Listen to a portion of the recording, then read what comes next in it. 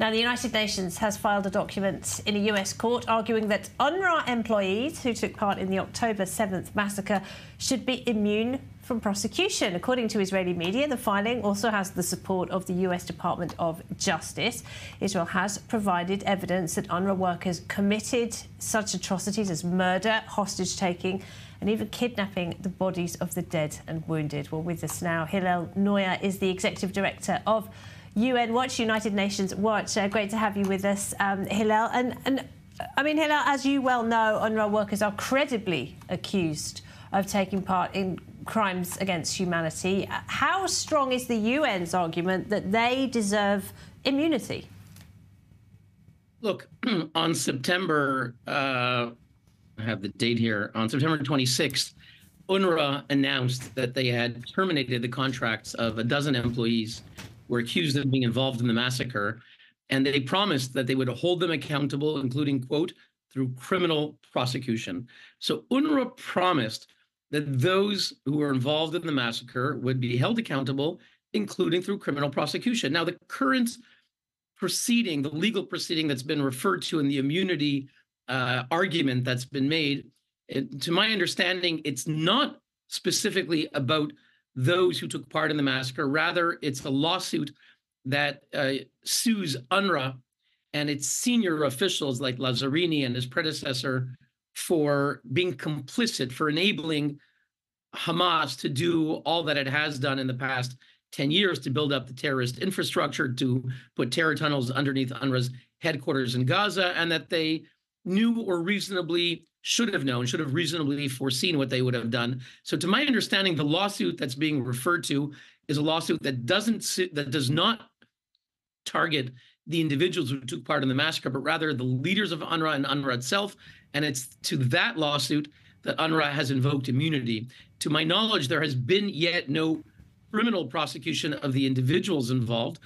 And indeed, UNRWA themselves promised they would hold them accountable through criminal prosecution. So our question is, now that UNRWA they initially fired a dozen, then they again fired 9 of those dozen when the OIOS division of the UN Oversight Investigations Division confirmed that there was compelling evidence against at least 9, and about 9 others, there was some evidence.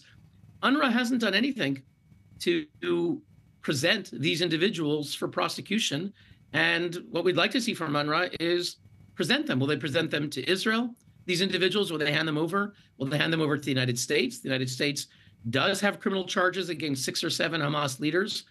I think UNRWA has to answer that question. Well, what about the US Department of Justice then? Why is it supporting UNRWA's defense?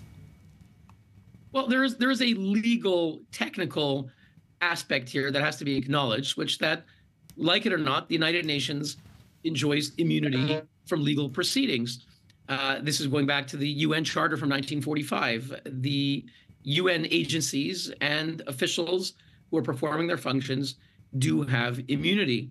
And so the U.S. State Department is sort of fulfilling their technical role of passing on the UN's claim of immunity in this particular lawsuit. And you could say that the State Department is doing a technical function of what they would do kind of in all cases.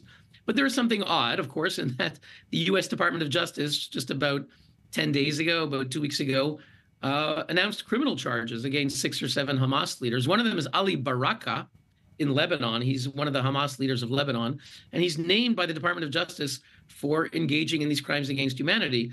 One of his close colleagues is Fathi al-Sharif, who is the head of the UNRWA Teachers Union. He's principal of the UNRWA Deir Yassin school outside of Sidon, I think, in Lebanon.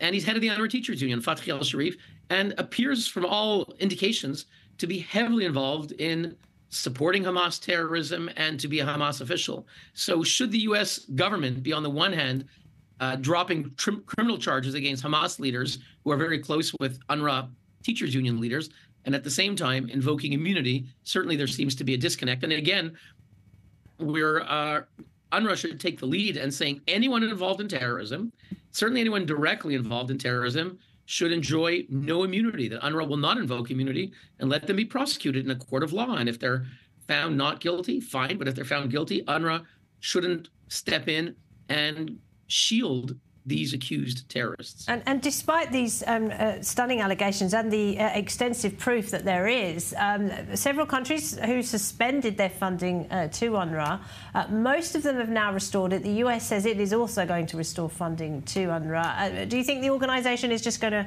continue as it has done in the past, or will it ever face justice for its participation in October 7th?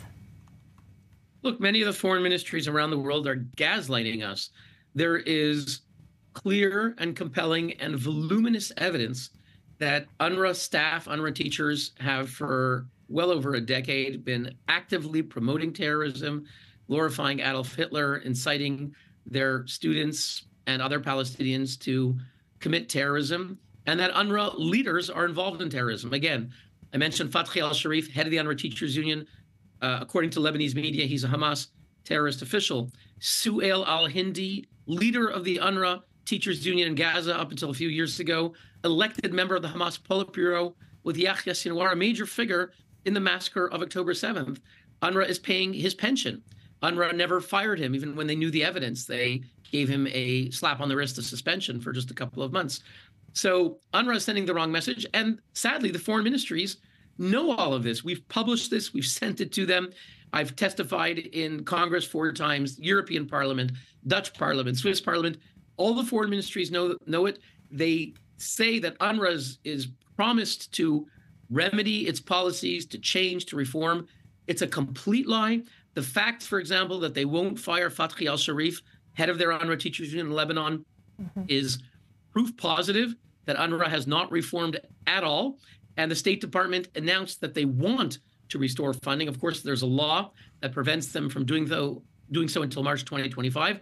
Let's recall that just 2 weeks ago, the Swiss Parliament, lower house, voted 99 to 88 to, and I quote, immediately suspend funding for UNRWA. That's an incredible sign. We'd like to see other governments adopt that kind of moral policy. For example, the Dutch is headed by a coalition, Geert Wilders, who says he's against UNRWA. We'd like to see the Netherlands cut all financing for an agency deeply invested in promoting terrorism. All right, we'll have to wait and see over the next few months, won't we? But Hillel Neuer at UN Watch, we appreciate it. Thank you very much. Thank you.